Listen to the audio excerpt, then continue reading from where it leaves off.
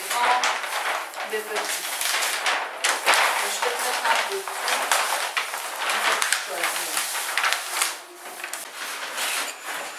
Ça te va? Sinon, il faut aller chercher autre chose. Hein.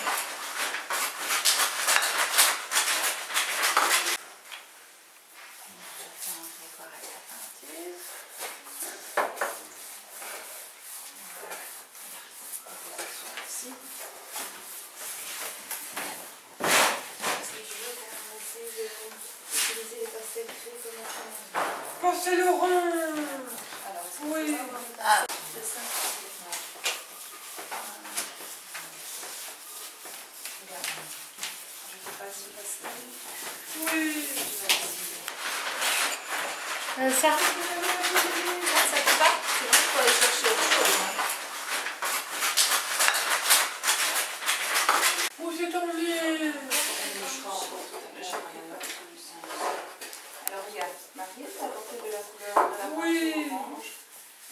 Est-ce que tu veux pas me regarder plutôt avec tes mains? Avec ta main. Oui. Tu peux prendre la peinture. Ça c'est jaune. Ça c'est très petit. Et là, ouais. Alors est-ce que tu sais prendre l'orange comme ça dans l'assiette? Partager. C'est tout pour l'eau? Oui. D'accord.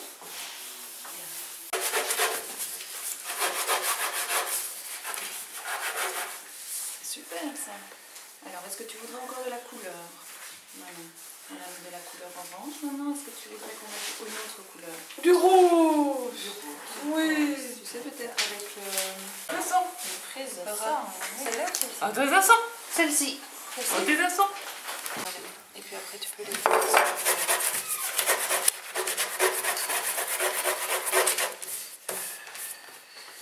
Alors, est-ce que tu voudrais encore une autre peinture ou c'est bon pour toi? C'est bon pour toi. Regarde. C'est beau?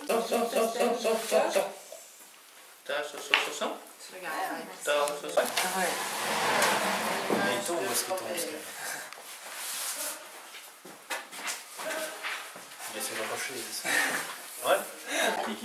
J'ai Non, c'est une terre d'éléphant. C'est deux parties. On va faire les éléphants. On va faire le rocher. Ici. Ça. Ouais. Ah ouais, c'est griffes, on va le faire en quelle couleur? En gris aussi? Ouais. On fait ses griffes. Attends. Peut-être une autre couleur pour les griffes. Il a fini. Ouais, c'est bien. Vas-y, continue. T'arrêtes pas. Mets en plein sur la feuille.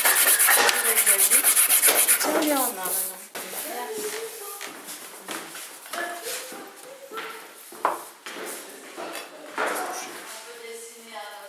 N'oublie pas. Si tu veux peut-être, tu peux. Quelque chose qui t'intéresse là-dedans. Hein? Super. Est-ce qu'il y a une autre couleur? Pastel jaune. Oui.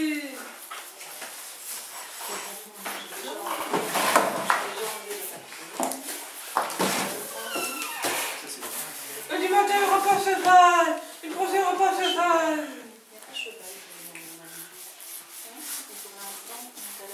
Avec le pinceau. Tu as une idée de Non, la couleur? cette couleur. Non. Tu veux une nouvelle feuille? Oui. Tu vas avoir une grande. Tu vas avoir une nouvelle. Oui. Grand? Oui. Parfait. Chacha, c'est vraiment poussé. Oui, c'est que ça dépasse. Et voilà, c'est quelle couleur pour toi? Il y a plusieurs couleurs. Orange. Maintenant, qu'est-ce qu'on pourrait encore y mettre comme couleur?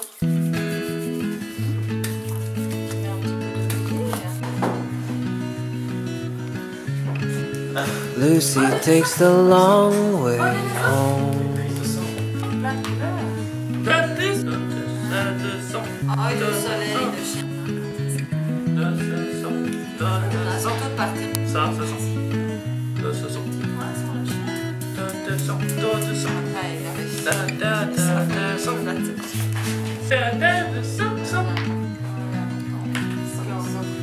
Ça, Lucy takes the long way home.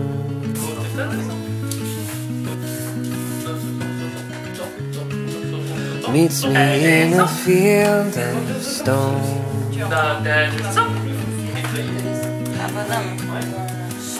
She says I don't know how I'm supposed to feel.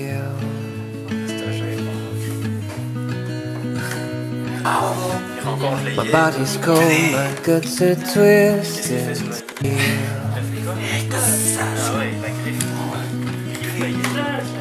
And I feel like I'm some kind of Frankenstein, waiting for a shock to bring me back to life. But I don't want to spend my time waiting for lightning to strike.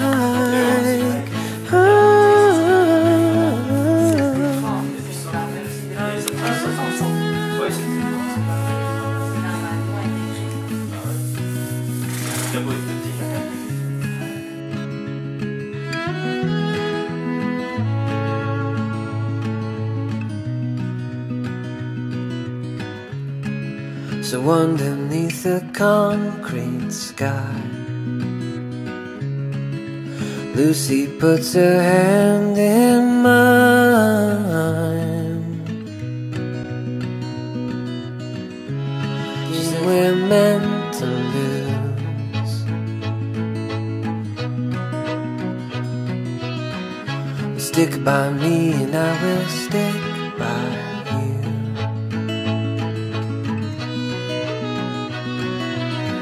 I'm like a princess in a castle high, waiting for a kiss to bring me back to life. But I don't want to spend my time waiting for just another guy.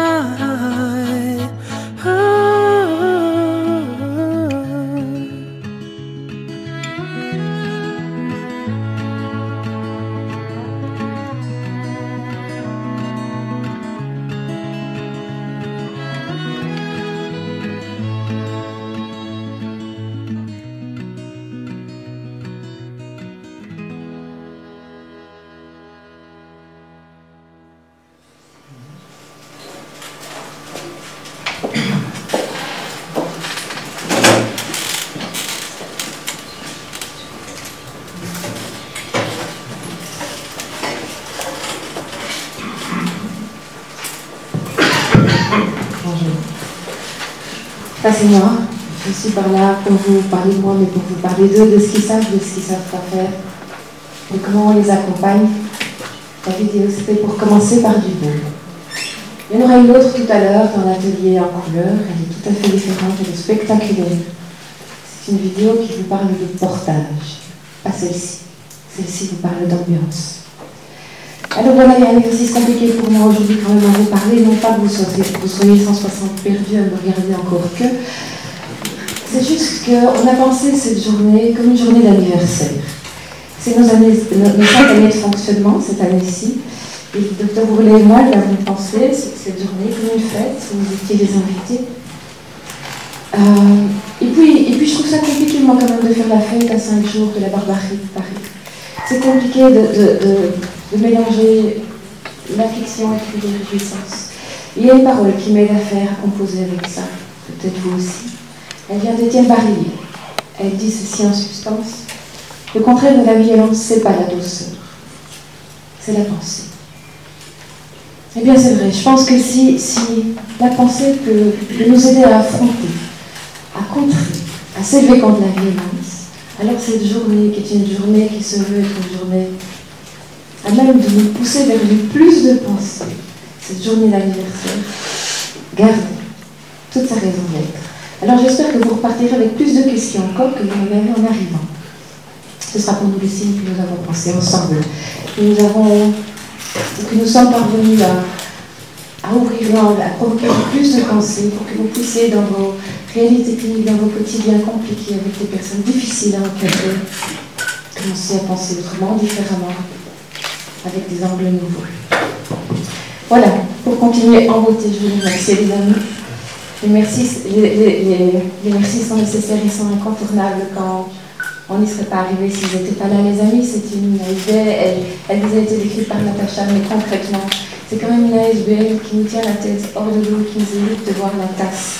Alors vraiment merci les amis pour tout ce que vous avez fait aujourd'hui, pour ce que vous avez fait hier, pour ce que vous allez encore faire demain. Cette journée d'études, je pense que c'est une des premières journées d'études sur le double diagnostic, c'est la première d'une longue série. On n'a pas du tout l'intention de s'arrêter. Merci aussi à vous, Monsieur Pierre-Henri Cassé, d'avoir accepté d'être le gâteau de cette journée. Sans un gâteau, sans une pièce maîtresse comme le gâteau d'un anniversaire, c'est tout fait très. On vous avait jamais fait ce gâteau. Merci à vous aussi, les intervenants de cet après-midi, de venir nous éclairer, de partager avec nous vos expériences cliniques, de nous aider à penser plus, à penser mieux, à penser différemment, à penser plus profondément. Merci aussi aux éducateurs, aux animateurs des Héliotrope pour ce portage formidable qu'ils réalisent tous les jours. Alors voilà. On avait rêvé beaucoup, on avait rêvé grand cette journée d'études. Force est de constater qu'on a espéré trop petit, puisqu'on a laissé pas mal de personnes à la porte. Je voudrais présenter mes excuses, notamment aux personnes qui nous ont demandé des réductions de frais de participation pour des raisons financières. On aurait bien voulu pouvoir leur dire oui. L'ASBL des Héliotrope, elle fonctionne depuis 2010 avec un subside partiel et 3 ou 4 conventions nominatives. Alors un subside partiel, c'est un subside qui a été évalué pour 2014 à 3 714 €. 3 à 4 conventions nominatives, ça fait 15 000 € fois 3 ou 4. Je ne suis pas en train de mordre la main de celui qui nous nourrit. Sans ça, il est très clair qu'il n'y aurait pas d'anniversaire des Héliotrope aujourd'hui, qu'on se le dise.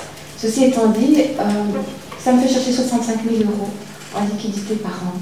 Et ça ne se trouve pas sous le sabot d'un cheval. Alors à tous ceux à qui on a dit non, aujourd'hui pardon, vous allez vous demander pourquoi je m'excuse pour les gens qui ne sont pas là. Sauf qu'à leur intention, nous avons la ferme intention, si vous êtes d'accord, vous, M. Castel et les intervenants de cet après-midi, de mettre les conférences en ligne. Et donc il pourra aller vous nous écouter et continuer à avancer avec nous avec toutes ces questions. Si d'avance il y avait des intervenants qui ne souhaitent pas être sur les sites, qu'ils aillent trouver Serge Denis là, et qu'ils aient la toute grande gentillesse de nous donner leurs notes, qu'on puisse quand même distribuer leur partage et leur dépliement d'une autre manière. Voilà, donc vous l'aurez compris, aux Héliotrope, nous travaillons avec des personnes adultes à double diagnostic, et l'initiative est née d'une famille qui avait à l'époque un adolescent en très grande difficulté, et je ne sais même pas s'il faut utiliser le terme d'adolescent. C'est un enfant en très grande difficulté, qui a fait l'expérience de l'exclusion sur une structure pédopsychiatrique conventionnelle, inanimée, à l'âge de 12, très long. Et puis après cette expérience de l'exclusion, on en fait d'autres des expériences dramatiques, c'était l'expérience de la porte fermée. Vous savez, quand on frappe à la porte et qu'il y a quelqu'un qui vous répond, la personne revenait un autre jour. Ces gens ont fait cette expérience pendant pas mal d'années, jusqu'au moment où ils ont pris la décision d'acheter un bâtiment, de s'entourer d'amis, d'une autre famille aussi, au proie avec de très grandes difficultés avec leur jeune fille, et ils ont construit un lieu d'accueil. Un lieu d'accueil, et puis ils ont cherché. Ils ont cherché des professionnels de la santé mentale, du handicap, de la pédopsychiatrie, de la psychiatrie, pour penser un projet pour cette population particulière. Et un projet a été écrit. Un projet qui conjuguait une double offre, une offre d'accueil en centre thérapeutique de jour et une offre mobile qui voulait se rendre au domicile des familles cruellement fouettées par des quotidiens dévastateurs, avec des enfants qui présentent des symptômes aussi violents et compliqués que les personnes à double diagnostic. Pas que les familles, les services résidentiels aussi, les services d'accueil de jour, les hôpitaux qui, bon gré mal gré, ou à l'insu de leur congrès, ont fait rentrer dans leur population des personnes avec cette problématique. Alors voilà, ce double projet a été présenté au Collège des médecins directeurs de l'UNAMI en 2012 et a reçu un accueil extrêmement favorable des mutualités socialistes et chrétiennes. Cependant, nous nous sommes fait débouter par l'administration de l'UNAMI pour deux raisons principales. La première, c'était que les jeunes que nous accueillions à un cours avaient été, il y a peu, des enfants, ce qui, à peu de choses près, est vrai pour vous et pour moi aussi. Si on dort un tout petit peu et qu'on tire un petit peu sur le temps, ça vaut pour nous aussi. À la différence près quand même que pour eux, ils avaient bénéficié dans leur enfance de rééducation sur les index K ou des structures conventionnées inamiques et que pour s'être constaté que ça n'avait pas marché, ce qui n'était pas sans leur poser question sur la pertinence des soins en pédopsychiatrie. Alors, messieurs et mesdames qui travaillent en pédopsychiatrie ou dans les index 4, posez-vous une question. Si vous ne les avez pas tous guéris avant l'âge de 18 ans, ils feront l'expérience de la porte fermée, ils feront l'expérience du rejet et du manque de place, mais vous ferez l'expérience de questionnement. Comment se fait-il que vous ne guérissiez pas tout le monde avant 18 ans? Voilà à produire le plus de pensées, me semble-t-il. Je vous envoie là-bas. Première raison donc, eh bien, moi jeune, il y a peu de temps, avait été des enfants, vous et moi aussi, me semble-t-il. Et puis quoi encore? La deuxième raison, c'était que nos outils, la thérapie systémique, la thérapie institutionnelle, la thérapie du développement, la psychanalyse et le cognitivo-comportementalisme ne permettaient pas de rendre suffisamment compte des résultats obtenus. C'était quand même présumé qu'on allait avoir des résultats. C'est chouette, bon, on ne sait pas. Donc pas conventionnel, mais un subside partiel de la WIPS, donc qui ne fonctionnerait pas aujourd'hui, et un subside pour notre activité mobile, et nous avons continué notre aventure. Alors qui sont ces personnes? Un double diagnostic que nous accueillons à un cours. Double diagnostic, ça veut dire souffrir concomitamment, en même temps, d'une déficience intellectuelle et d'un trouble psychiatrique associé. Ça, c'est la définition officielle du double diagnostic. Après, on rajoute des choses. Pour ouvrir la porte plus grand à des problématiques qui sont extrêmement compliquées. Mais la définition officielle, c'est celle-là. Ça veut dire quoi? Ça veut dire double diagnostic consort de la logique du 1 plus 1 égale 2. Double diagnostic, c'est pas lundi, mardi, être déficient intellectuel, mercredi, péter du rythme, méchante sur le versant psychiatrique, jeudi, redevenir gentil et être déficient intellectuel, vendredi, répéter un peu, de façon magistrale, c'est pas ça, le double diagnostic. Le double diagnostic, c'est présenter une déficience intellectuelle et un trouble psychiatrique tout le temps. Ça surgit en même temps, les deux problématiques se manifestent et s'auto-alimentent tous les jours de la vie. Alors ça donne quoi? Ça produit un ensemble faramineux, spectaculaire, énorme de symptômes. Pour vous donner quelques exemples, qu'on sache de quoi on parle, il y a des gens ici qui connaissent cette personne, 5-6 symptômes, ça donne un monsieur qui mange tout. Des cailloux, des mégots, des morceaux de bois, de la ficelle à ballon, des dents de 4 roues, des balles de ping-pong, ça donne un monsieur qui mange le pied de son lit, qui mange son doudou, il a mangé son chéri. Mais c'est pas que ça c'est un symptôme, c'est aussi une agitation faramineuse, c'est aussi de la violence. Ce monsieur va frapper les autres usagers. C'est un monsieur qui est hyper agité, je l'ai déjà dit, et qui est complètement dissocié. Ça, c'est 5-6 symptômes. 11-12, j'en oublie toujours, il va falloir que je m'y mette. 11-12, ça donne un monsieur qui est mutique, en retrait, qui lance tout, qui s'automutile. S'automutiler, ça veut dire se donner des baffes à avoir une joue qui fait 4 jours et s'éclater la tête contre une porte. Ça veut dire un monsieur qui se dénude, ça veut dire un monsieur qui allume, qui éteint 1000 fois par jour. Ça veut dire un monsieur qui met ses mains dans les tartines des autres, un monsieur qui fait pipi dans le bac à chaussettes, un monsieur qui crie. C'est pas mal déjà, j'en ai mis quelques-uns, mais ça fait un fameux profil. Ça, c'est 6-7 symptômes, 11-12. Vous voyez les problématiques. Alors quoi? Mais de facto, quand on pense que quand même déficience intellectuelle et troubles psychiatriques, ça se manifeste en même temps, tout le temps, ça veut dire qu'au niveau de la politique, de la manière de penser la prise en charge, on a quelque chose à faire. Ça veut dire qu'un lieu d'accueil tout seul, ça ne suffit pas. Ça veut dire qu'il faut penser de l'accueil et du soin en même temps, tout le temps, tous les jours de la vie. Alors certains objecteront, oui, mais c'est vrai, il y en a qui ne vont pas très bien, et puis on les met à l'hôpital psychiatrique, et après ils vont mieux. Oui, mais dites. Il y a aussi des gens qui sont sans déficience intellectuelle, qui vont à l'hôpital psychiatrique et après qui vont mieux. On peut avoir une déficience intellectuelle, manifester des symptômes qui sont hyper encombrants, avoir besoin d'hôpital psychiatrique, et puis il y a mieux, un double diagnostic, quand ils sortent de l'hôpital psychiatrique, ils gardent ces 6, 7, 11, 12 symptômes. Les situations sont donc extrêmement compliquées. Premier principe à appliquer, nous semble-t-il. Un lieu qui soigne et qui accueille tout le temps, tous les jours de la vie. Alors voilà. Toute petite parenthèse quand même pour dissiper un malentendu qui circule entre nous, professionnels de la santé, de la psychiatrie, du handicap. On parle de double diagnostic léger ou double diagnostic lourd. Vous avez bien vu que si 7 symptômes ou 11 ça fait quand même vachement lourd. C'est pas ça dont on parle quand on parle de double diagnostic léger ou lourd. Et à notre sens, bien qu'on n'ait pas la vérité, il nous semble qu'on en parle erronément. Double diagnostic léger, ce serait souffrir d'une déficience intellectuelle légère et d'un trouble psychiatrique associé, parce que vous savez tous qu'il y a des déficiences intellectuelles légères, modérées, sévères et profondes. Double diagnostic lourd, ce serait souffrir d'une déficience intellectuelle plus prononcée, qu'elle soit modérée, lourde ou sévère. Je ne change pas tout trouvé, mais c'est pas grave, vous m'aurez suivi, et d'un trouble psychiatrique associé. Alors c'est vrai que dans notre pratique aux électrodes, nous sommes confrontés à des situations de personnes à double diagnostic dites énormément lourdes, parce que vous avez vu que c'est lourd. Et quand on rencontre une personne à double diagnostic dite plus légère, on est toujours étonné, Dr Orlé et moi-même, et on ne peut pas s'empêcher de se faire la réflexion, ça alors. Il y en a des qui parlent.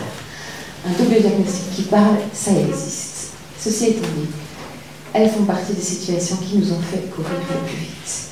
Alors c'est vrai qu'avec le double diagnostic, on est toujours confronté à une certaine forme d'urgence. On a été appelé un jour pour une situation qui nous a semblé absolument invraisemblable. Ceci étant dit, elles le sont toutes, d'une dame qui était assise dans un siège qui ressemble au siège embarqué dans les Formule 1, semblé aux pieds, aux genoux, au bassin 2 fois, aux épaules, aux bras là où ça se plie, aux avant-bras, au front.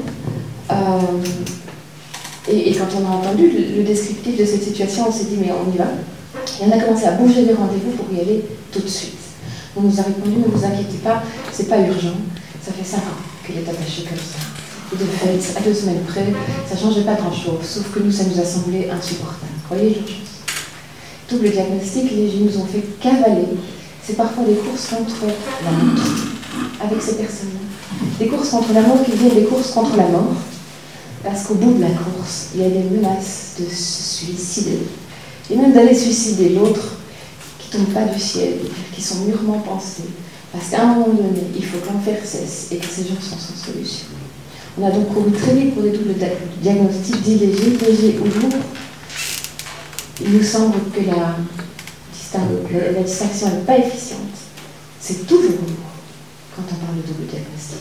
Que la déficience intellectuelle soit plus légère et qu'elle soit plus sévère. On a toujours affaire à une haute dépendance, à de très grands besoins d'accompagnement. Alors c'est un paradoxe, hein, parce que c'est vrai que les personnes à déficience intellectuelle plus légère, elles parlent, qu'elles ont un usage correct et même parfois très opérant de leurs mains. Elles ont des habiletés techniques. Le problème, c'est que sans branchement, sans portage, sans accompagnement, elles ne savent juste rien faire. Il faut aussi être là tout le temps, à côté. Alors, qu'est-ce que nous faisons? Nous, en gros, avec nos personnes adultes à double diagnostic, eh bien, nous avons construit une offre d'accueil thérapeutique qui prend appui sur un principe de base, incontournable. On ne se fâche pas sur les symptômes, quels qu'ils soient, ce y compris la violence. On ne se fâche pas sur les symptômes, mais on n'en veut pas non plus aux symptômes. On ne raille pas sur les symptômes.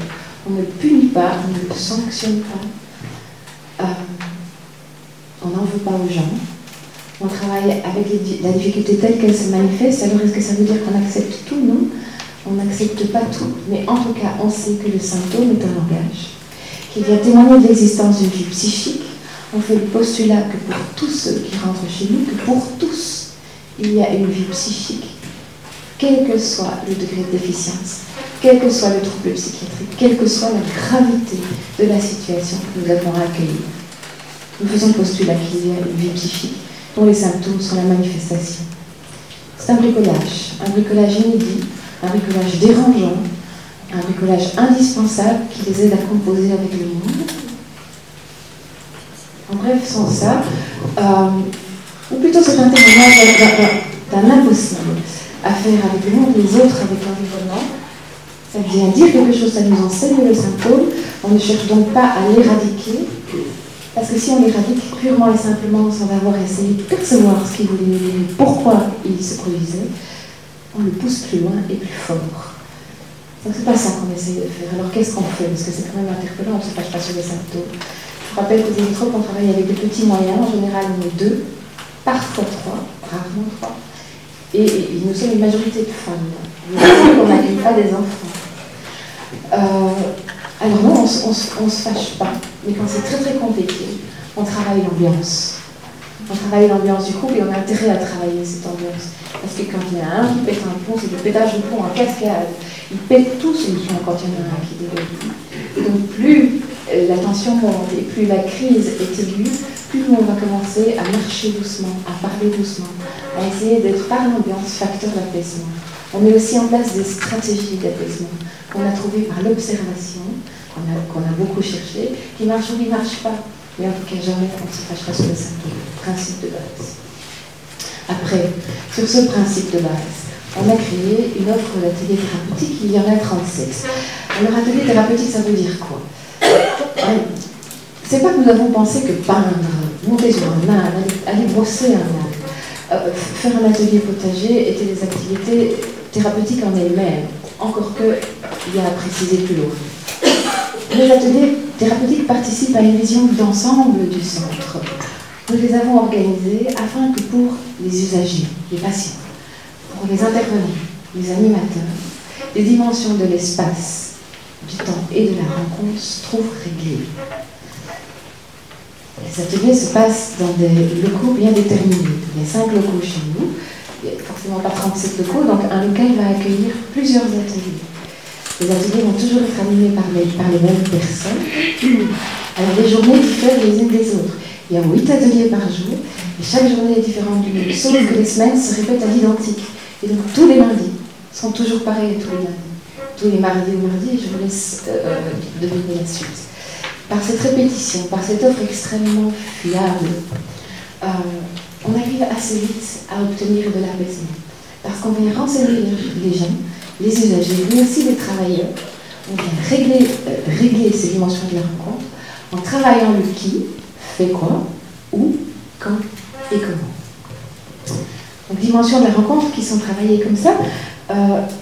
Les ateliers sont pensés de cette manière-là, mais encore un petit peu plus profondément au niveau de chaque atelier. Alors, qu'est-ce qu'on a fait avec nos ateliers quand on les a pensés? Pour les vider un petit peu de nos propres amours, de nos propres penchants et nos propres envies à animer tel ou tel atelier, on les a croisés avec les axes de rééducation de l'ami. Je suis incapable comme ça de penser, on se sent perdu de vous les répéter de moi, et il y en a quelques-uns. Il y en a donc 9, les développements, vous voyez, je plante.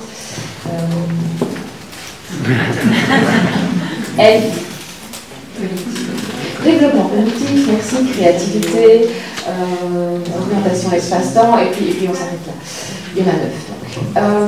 On a donc croisé nos propositions d'atelier par ces axes, et les vider de nos propres envies, plutôt pour les creuser par autre chose, par un sens, par un souci d'aller amener des dimensions de soins supplémentaires. Et donc chaque atelier était validé à partir du moment où il pouvait être croisé par 3 axes et que c'était pertinent. Il y a des ateliers où il y en a 4 ou 5 axes. Et donc on a construit cette offre d'atelier comme ça. Mais pareil, bien qu'on travaille les axes auxquels on a pensé à la construction de l'offre, on travaille toute autre chose aussi. Et surtout, et ce qu'on travaille, c'est les symptômes dont le plus important, quand il s'agit de diagnostic, erronément dirigé ou l'autre, c'est le lien social. Le lien social qui est archi abîmé, voire parfois complètement défait. Donc le lien social se travaille dans les 37 ateliers thérapeutiques par semaine. Mais les symptômes sont invités à être travaillés ici. Et donc on va aller peindre la chute pour celui qui tombe. On va la chanter, on va aller la raconter dans nos ateliers d'histoire. On va aller la mimer dans nos ateliers de psychomotricité. On va inviter la chute à venir s'écrire sur les feuilles, s'écrire sur les livres. Et progressivement, il y a des délocalisations du lieu du corps pour aller se relocaliser dans les lieux, dans les scènes d'ateliers. Les ateliers sont donc pensés comme des scènes ou invités pour travailler les difficultés autour d'un média dans une rencontre révélée par l'offre. Alors évidemment, ça implique que nos ateliers soient vidés aussi Des objectifs de rentabilité, on n'est pas là pour fabriquer 150 000 cendriers pour la fête des pères. On ne vient pas avec des propositions pareilles, vous l'avez vu, on s'adapte au monde des uns et des autres. Vider d'objectifs de rentabilité, des objectifs de production, et aussi, et c'est parfois dur, des objectifs d'esthétisme. On a parfois très envie qu'ils fassent beau, vous avez vu, ils font du merveilleux, mais quand la peinture n'est pas terminée, on ne la reprendra pas la fois d'après. On ne leur demande pas d'aller jusqu'au bout de ce travail. On se satisfait de ce qu'ils peuvent faire à un moment donné. Donc vider aussi de nos vérités, de nos attentes d'esthétisme, même s'ils peuvent réaliser des chefs-d'œuvre, il n'y en a pas toujours. Que vous dites encore?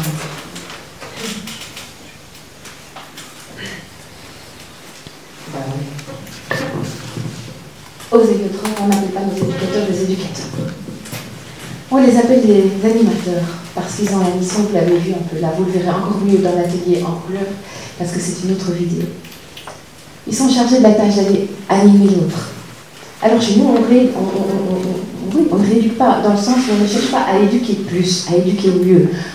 On ne cherche pas à apprendre à bien peindre, ni à bien chanter, ni à bien monter sur un âne, ni à bien manger. On ne cherche pas ça. Vous savez, il y a des moments où c'est plus important de comment on mange à table. Il y a des moments où c'est tellement grave et où c'est tellement lourd que ce qui importe, c'est de manger. Ou de ne pas tout manger. Mais le comment on mange, ça vient nettement après. Donc, on se décale de ces objectifs-là. On n'essaie pas de rééduquer, de performer l'autre. On n'essaie pas de leur apprendre. Chez nous, la dynamique de l'apprentissage, elle est complètement renversée en fait. Ceux qui apprennent, c'est nous. C'est nous les apprenants. C'est nous qui avons à nous enseigner de ce qu'ils mettent en scène, du sens de leurs symptômes, de ce dont ils nous témoignent par le langage de leur corps et de leurs actes. C'est nous qui avons à nous enseigner de ce qu'ils ont à nous dire sans parfois parler, pour pouvoir faire une offre adaptée à leurs besoins, trouver des stratégies d'apaisement et les aider à vivre ensemble et mieux. Donc on ne rééduque pas aux héliotropes en performant. C'est nous qui sommes des apprenants. Alors c'est parfois comique parce qu'il y avait quand même 9 axes, dont l'axe 9. Et l'axe 9 chez nous, c'est l'axe d'autonomie. Et l'axe d'autonomie aux héliotropes, quand on a pensé notre grille d'atelier, quand on pense nos programmes thérapeutiques, quand on les évalue, il est lourdement oublié. Je pense que l'axe 9, il est travaillé dans les 37 ateliers 3 fois. Donc évidemment, c'est une dimension dont on ne se préoccupe pas, la question d'autonomie, et ça nous semble effectivement un tout petit peu dingue, puisqu'on a affaire à des personnes qui sont dans des très hauts degrés de dépendance. Penser l'autonomie pour nous, avec ces populations-là, c'est tout aussi aberrant que demander à quelqu'un qui n'a plus de jambes d'aller vous faire un 100 mètres, et c'est très violent, cette injonction à l'autonomie pour cette population-là.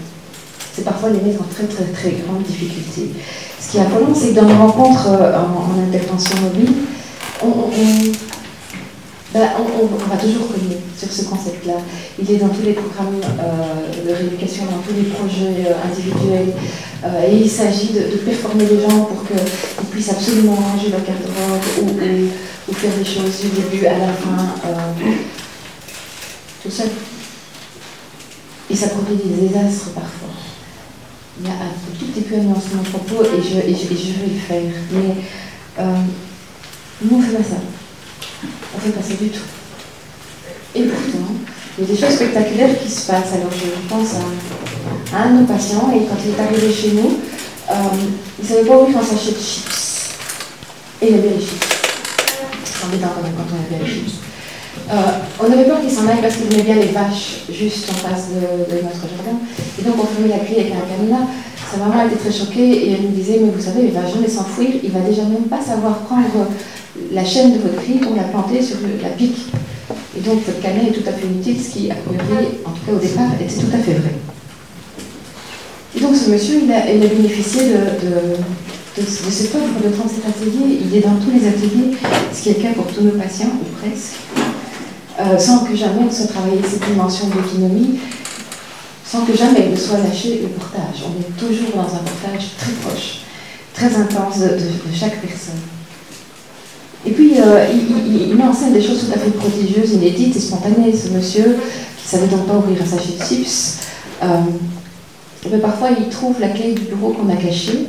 Et nous, quand on cherche la clé du bureau, on va se demander à l'autre où on l'a mise, parce qu'on ne se renseigne pas toujours de l'endroit où on met la clé. Lui, il la trouve, ça veut dire qu'il la cherche, qu'il sait qu'elle est cachée. Il la cherche en plusieurs endroits, mais il la trouve, il la prend. Il va jusqu'à mon bureau, il la met dans la serrure de la porte, il ouvre la porte, il va dans mon sac et il mange mes tartines. Je trouve que quand même en termes d'attention, c'est pas mal. Et on ne lui a pas appris. Alors c'est vrai qu'il vole mes tartines, mais j'ai juste envie de monter sur une chaise pour lui dire bravo moi, quand il fait ça. Alors il est venu ici dernièrement, on était tous les deux témoins, Gaëtan et moi, du spectacle auquel nous avons assisté. Il était dans la voiture de sa maman et on discutait avec cette maman. Et puis il prend un CD, on regarde tous les deux. Gaëtan était d'un côté de la voiture, moi de l'autre. Il le sort de la pochette et puis il fait eject. Il sort l'autre CD, il le remet dans une pochette et déjà on ouvre la bouche. Et puis il met son CD, et dans le lecteur CD, il appuie sur play et il écoute Bambi. Et on se dit waouh!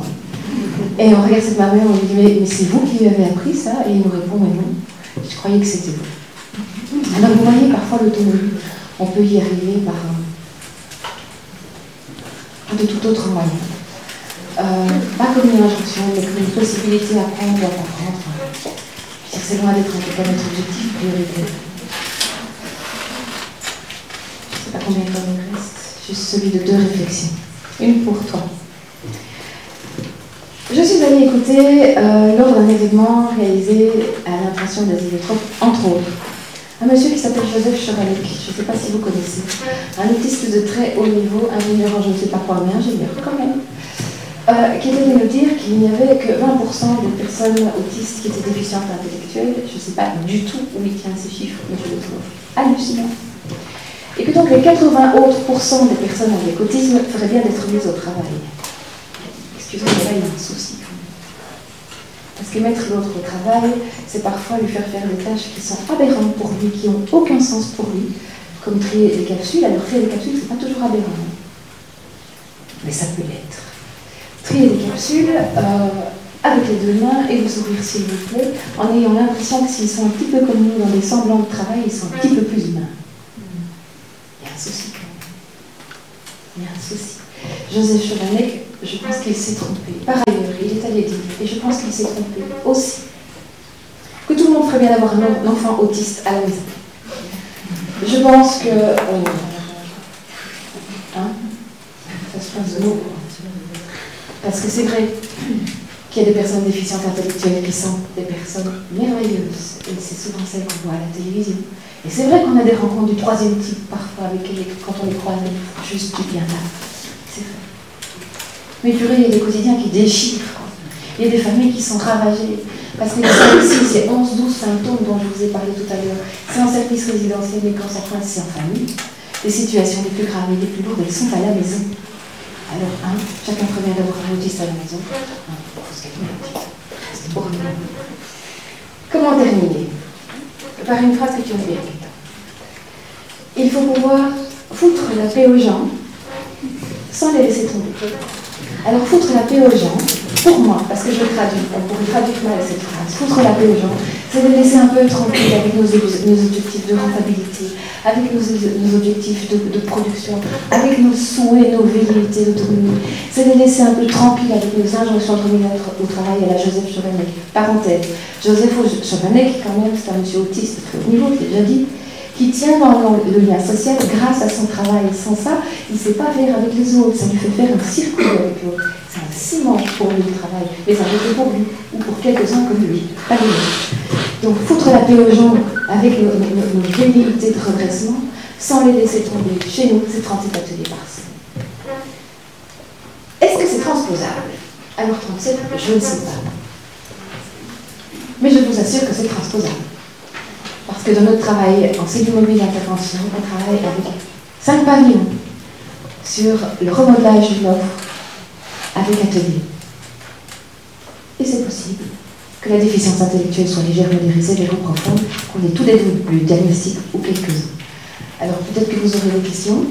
Je vous invite à les poser après la pause et après le discours de M. Pierre-Henri Castel. Et puis, je ne vais pas dire bon appétit, mais santé.